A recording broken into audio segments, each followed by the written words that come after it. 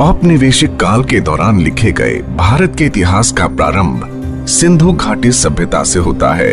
ये झूठ फैलाया गया कि जब इस सभ्यता का अंत हुआ तब आर्यों ने भारत पर आक्रमण किया और उन्होंने वेदों की रचना की। आधुनिक इतिहासकारों और पुरातत्वविदों का प्रतिपादन है कि हमारे पास 500 ईसा पूर्व से पहले का कोई भी सही कालानुक्रमिक इतिहास नहीं है।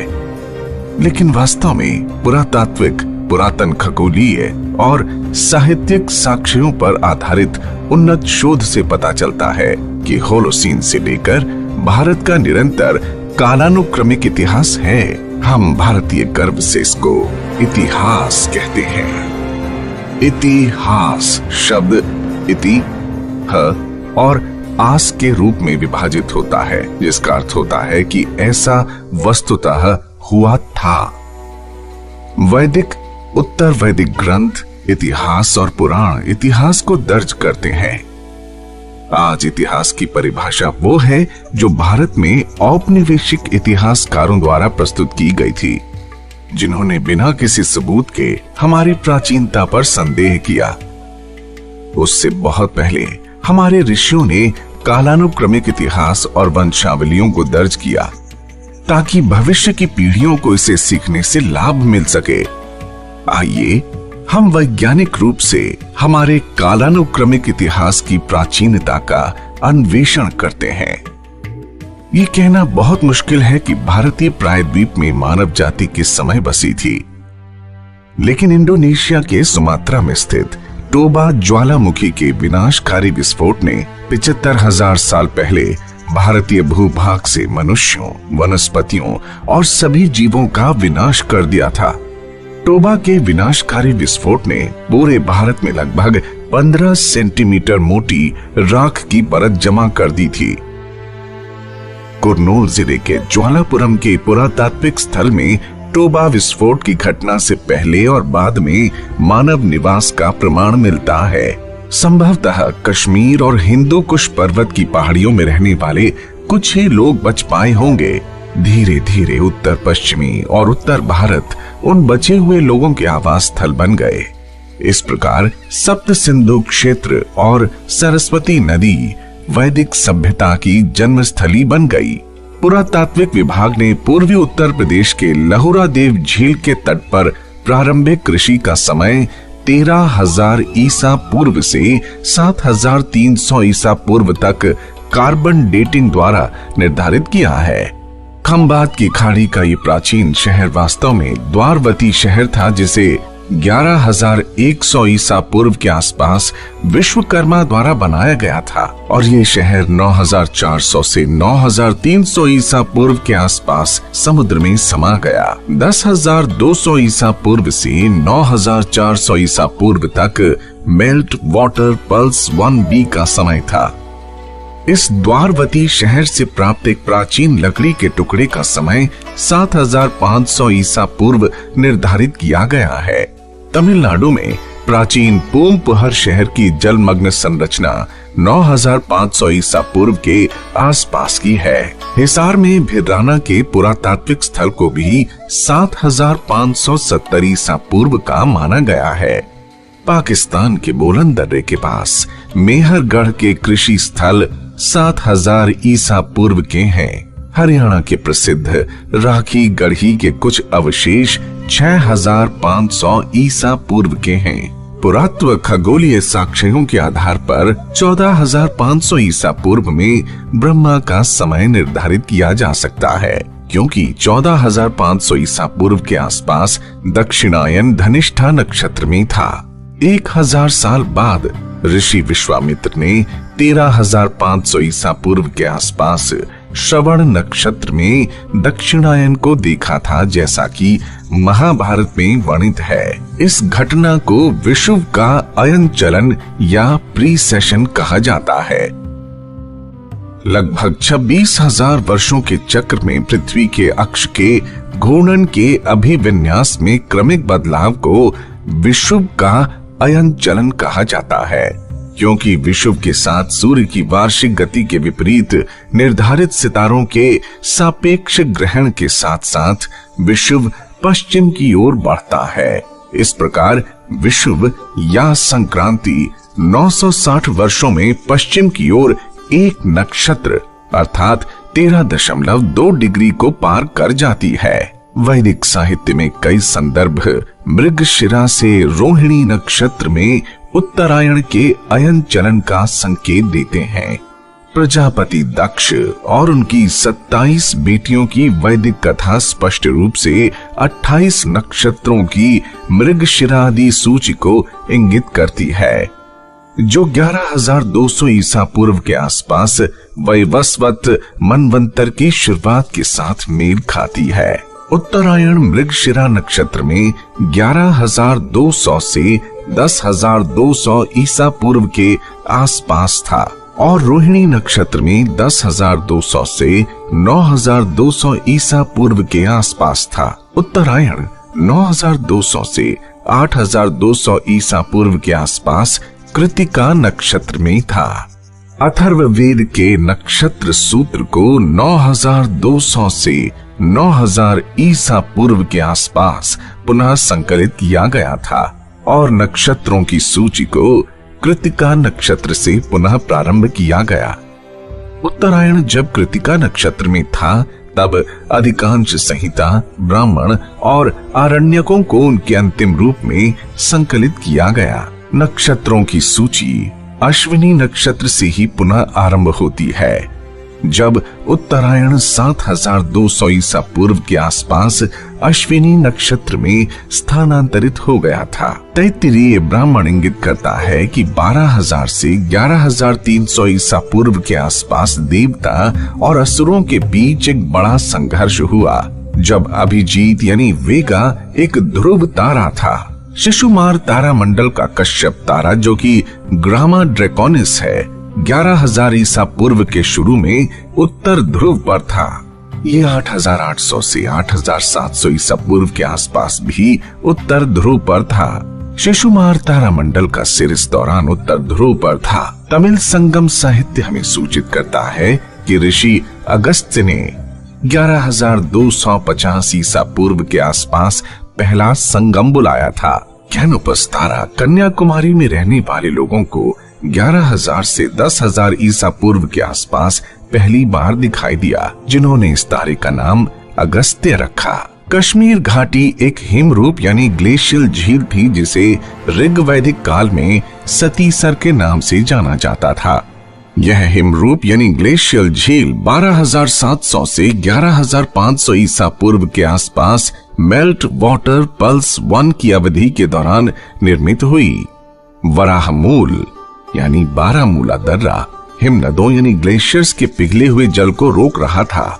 नीलमत पुराण दर्शाता है कि कश्मीर घाटी एक बड़ी झील थी, जो वैवस्वत मनवंतर के दौरान आवासीय स्थल के रूप में विकसित हुई। 11,200 ईसा पूर्व के आसपास लगातार बारिश के बाद और विशालकाय उल्कापिंड के पृथ्वी से टकराव के बाद आए बड़े पैमाने पर भूकंप ने बारामूला दर्रे को खोल दिया था और सतीसर का पानी कश्मीर घाटी से बाहर निकल गया, जो मध्य, सिंध और गुजरात क्षेत्रों में भयंकर बाढ़ का कारण बनी थी। यह विनाशकारी बाढ़ वैवस्वत मनु के शासन काल में आई थी। वैदिक सरस्वती नदी की उत्पत्ति बद्रीनाथ के पास प्लक्ष प्रस्रवण में हुई थी और ये पृथुदक अर्थात पेहोवा तक बहती थी। इसके बाद वैदिक नदी सरस्वती ने कुरुक्षेत्र से दक्षिण पश्चिमी दिशा पकड़ी और हिसार, सांभर झील, पुष्कर और जोधपुर से प्रवाहित होते हुए कच्छ के महान रण तक बहने लगी। 11,200 ईसा पूर्व में बड़े पैमाने पर भूकंप के कारण सरस्वती ने अपना मार्ग बदल लिया और कुरुक्षेत्र, सिरसा से कालीबंगा और अनूपगढ़ तक पश्चिम की ओर बहना शुरू कर दिया। सतलज, यमुना और दृष्टवती सरस्वती की प्रमुख सहायक नदियां थीं। सतलज ने लगभग 14,500 से 13,000 ईसा पूर्व अपना मार्ग बदल लिया। भारतीय प्रौद्योगिकी संस्थान IIT कानपुर ने OSL पद्धति के आधार पर 13,000 ईसा पूर्व में सतलज नदी के पुरातात्विक मार्ग को दिनांकित किया। यमुना और दृष्टवती सरस्वती नदी की सहायक नदी बनी रहीं। वैदिक काल में यमुना की 2 धाराएं थीं, यमुना की एक धारा पश्चिम की ओर बहती थी और सरस्वती में विलीन हो जाती थी, जबकि एक अन्य धारा पूर्व की ओर बहती थी और प्रयाग में गंगा नदी में विलीन हो जाती थी। सीमांत रूप से यमुना की वाय-वन पुरातात्विक धारा, जो कि सरस्वती की एक सहायक नदी थी, ने 11,200 ईसा पूर्व के आसपास अपनी दिशा बदल दी थी। ऐसा प्रतीत होता है कि यमुना में सरस्वती सत्र के अवभृत अनुष्ठान को सरस्वती और यमुना के विलुप्त संगम के स्मरण के लिए प्रस्तुत किया गया होगा। समुद्र शास्त्रीय अध्ययनों के अनुसार लगभग 10,000 से 9,500 वर्ष पहले 500 वर्षों में समुद्र का स्तर अचानक 28 मीटर बढ़ गया था। 10,000 से 9,500 ईसा पूर्व के इस त्वरित समुद्र स्तर को मेल्ट वाटर पल्स 1B का नाम दिया गया है। इस बात की अत्यधिक संभावना है कि मेल्ट वाटर 1B के अंत में कैम्बे की खाड़ी में द्वारावती शहर 9,400 से 9,300 ईसा पूर्व के आसपास समुद्र में समा गया था। संभवतः द्वारावती शहर के क्षेत्र को पूरी तरह से डूबने में कम से कम 1500 साल लग गए। इस प्रकार खंबात की खाड़ी में डूबे हुए शहर के क्षेत्र में पाया गया लकड़ी का वो टुकड़ा 8,000 से 7,500 ईसा पूर्व के आसपास डूबा था। मयासुर ने कृतयुग के अंत में सूर्य सिद्धांत लिखा था, जब चैत्र शुक्ल प्रतिपदा की तिथि के दिन मेष राशि में सूर्य, चंद्रमा और सभी 5 ग्रह बड़े संयोग में थे। कंप्यूटर सिमुलेशंस निर्णायक रूप से सूर्य सिद्धांत की तिथि 22 फरवरी 6,778 ईसा पूर्व रविवार को स्थापित करते हैं। सप्ताह की अवधारणा 12 साल का जोवियन चक्र, 60 साल का चक्र, 1200 वर्षों का युग, 2700 वर्षों का सप्तर्षि चक्र 6,777 ईसा पूर्व में प्रस्तुत किया गया था। इस प्रकार हम त्रेता युग की अवधि 6,777 से 5,577 ईसा पूर्व के आसपास और द्वापर युग की अवधि 5,577 से 3,177 ईसा पूर्व के आसपास तय कर सकते हैं। ये परंपरागत रूप से दर्ज है कि राम का जन्म त्रेता युग की अंतिम शताब्दी में हुआ था। इस प्रकार श्री राम का जन्म 3 फरवरी 5,674 ईसा पूर्व पुनर्वसु नक्षत्र में हुआ था, जब शनि उच्च पर था। रामायण में लक्ष्मण ने मूल नक्षत्र में एक धूमकेतु और एक ग्रह की स्थिति का वर्णन किया है। जब वानर सेना लंका की ओर कूच करने के लिए तैयार थी, ये खगोलीय अवलोकन सत्यापन योग्य है। शुक्र ग्रह 22 अगस्त से 3 सितंबर तक 5,635 ईसा पूर्व के आसपास मूल नक्षत्र में था और हेली धूमकेतु ने भी 23 अगस्त 5,635 ईसा पूर्व में मूल नक्षत्र में प्रवेश किया था। 23 अगस्त 5,635 ईसा पूर्व हेली धूमकेतु का अपैरेंट मैग्नीट्यूड 2.14 था। ये 23 अगस्त और 23 सितंबर के बीच 5,635 ईसा पूर्व में सूर्यास्त के बाद नग्न आंखों को दिखाई दे रहा था, जो कि धीरे धीरे अदृश्य हो गया। होलोसीन के बाद के समुद्र स्तर वृद्धि के अध्ययन के अनुसार श्रीलंका कम से कम 6,200 ईसा पूर्व तक भारतीय प्रायद्वीप से जुड़ा था। अंतिम pulse melt water pulse 1C MWP 1C 6,200 से 5,600 ईसा पूर्व के आसपास घटित हुआ, जिससे 140 वर्षों से भी कम समय में समुद्र के जल स्तर में 6.5 मीटर की वृद्धि हुई। जाहिर है राम सेतु का क्षेत्र MWP 1C के दौरान समुद्र से डूब गया था। शायद नल ने राम सेतु के निर्माण के लिए जमीनी स्तर को अधिकतम 2 मीटर तक ऊंचा उठाया होगा। धनुषकोडी और तलाई मानर के बीच समुद्र जल स्तर मौजूदा स्तर से कम 14 मीटर नीचे होना चाहिए। इस प्रकार रामायण के युग को 5,677 से 5577 ईसा पूर्व के आसपास स्थापित किया जा सकता है। ऐहोल शिलालेख निर्णायक रूप से महाभारत युद्ध की तारीख को 3162 ईसा पूर्व में स्थापित करता है। वास्तव में भारतीय कालक्रम में जटिल समस्याएं भारतीय प्राचीन संवतों के प्रारंभ में गलत फहमी से उत्पन्न होती हैं। कुर्तकोटी ताम्रपत्र उत्तरी कर्नाटक में शक संवत 530 में अर्थात 9 मई 53 ईसा पूर्व में हुए संपूर्ण सूर्य ग्रहण को संदर्भित करता है, जो निर्णायक रूप से स्थापित करता है कि शक संवत 583 ईसा पूर्व में शुरू हुआ था और शकांत संवत 78 ईस्वी में शुरू हुआ था। इतिहासकारों ने गलती से इन दो संवतों को मिला दिया, जिसके कारण 660 वर्षों की कालानुक्रमिक त्रुटि हुई। तालगुंडा के प्राणेश्वर मंदिर में पाए गए दो समकालीन तांबे के प्लेटों में से एक प्लेट को शक संवत में और दूसरे को शकांत संवत में दिनांकित किया गया है। 660 वर्षों की इस त्रुटि के अलावा बाद में जैन इतिहासकारों ने अनजाने में मौर्य राजा चंद्रगुप्त के साथ भद्रबाहु के एक शिष्य उज्जैन के राजा चंद्रगुप्त की पहचान की, जिसने महावीर को बुद्ध का समकालीन बनाया। वास्तव में बुद्ध ने महावीर निर्वाण के 675 वर्ष पहले निर्वाण प्राप्त किया था।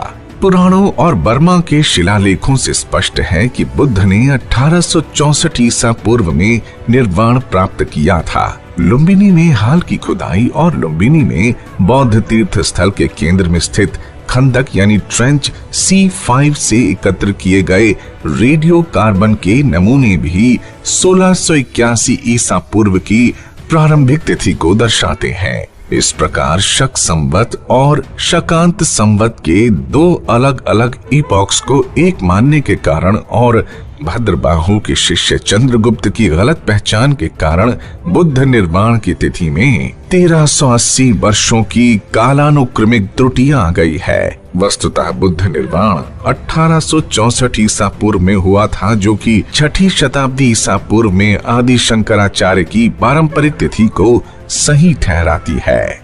वेद वीर आर्य द्वारा किए गए संपूर्ण शोध कार्य को दो पुस्तकों में प्रस्तुत किया गया है। The Chronology of India from Manu to Mahabharata, The Chronology of India from Mahabharata to Medieval Era। चूंकि बुद्ध निर्वाण की तिथि में परिवर्तन पूरे विश्व काल क्रम को प्रभावित करता है, इसलिए The Origin of the Christian Era, Fact or Fiction नामक तीसरी पुस्तक में पश्चिमी काल क्रम के मानकों पर चर्चा की गई है। वास्तव में यूरोपीय ईसाई विद्वानों ने स्वतंत्र रूप से बिना कोई प्रमाण प्रस्तुत किए 1 ईस्वी को ईसा मसीह के जन्म वर्ष के रूप में मान लिया। इसलिए इस पुस्तक में प्रमाणित किया गया है कि ईसाई संवत विश्व काल क्रम के मानक के रूप में स्थापित करने योग्य नहीं है। पश्चिमी काल क्रम को ऑगस्टस के समय तक ईसाई संवत के इपॉक का उल्लेख किए बिना ठीक करने की वास्तविक आवश्यकता है। बेबीलोन में प्राप्त वीनस टैबलेट स्वतंत्र रूप से खगोलीय साक्ष्य प्रस्तुत करता है, लेकिन दुर्भाग्य से विश्व इतिहासकार वीनस टैबलेट की सटीक तारीख को निर्धारित करने में पूर्ण रूप से विफल रहे।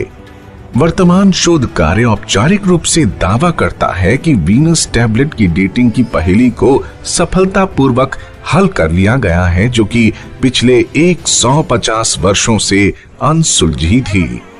इस प्रकार 3 पुस्तकों में प्रस्तुत शोध कार्य न केवल भारत की कालानुक्रमिक समस्याओं का बल्कि विश्व काल क्रम का भी संपूर्ण समाधान प्रदान करता है। वास्तव में प्राचीन भारतीय साहित्य के पुरातन खगोलीय डेटा और खंबात की खाड़ी में द्वारावती के समुद्री पुरातात्विक स्थल निर्णायक रूप से ये इंगित करते हैं कि भारत में ऋषि ब्रह्मा और उनके पुत्र स्वयंभुव मनु के समय से पिछले 16,500 वर्षों से एक सतत कालानुक्रमिक इतिहास है। प्राचीन भारतीय ऐतिहासिक परंपरा ने श्रम साध्य रूप से वंशावली कालक्रम को संरक्षित किया। लेकिन भारतीय कैलेंडर में समय समय पर बदलाव के कारण ऐतिहासिक कालक्रम कहीं भटक गया था। यह शोध वैज्ञानिक रूप से भारत के कालक्रम को मायासुर के सूर्य सिद्धांत और कृत युगांत के काल को 6778 ईसा पूर्व में शीट एंकर के रूप में फिर से स्थापित करता है। आश्चर्यजनक रूप से हमारी मातृभूमि एकमात्र सबसे प्राचीन निरंतर सभ्यता है जिसकी उत्पत्ति 14,500 ईसा पूर्व में हुई थी। आइए हम अपने गौरवशाली अतीत को पुनः जाने और पहचाने, क्योंकि एक राष्ट्र जो अपने इतिहास से विमुख हो जाता है वो इतिहास नहीं बना सकता।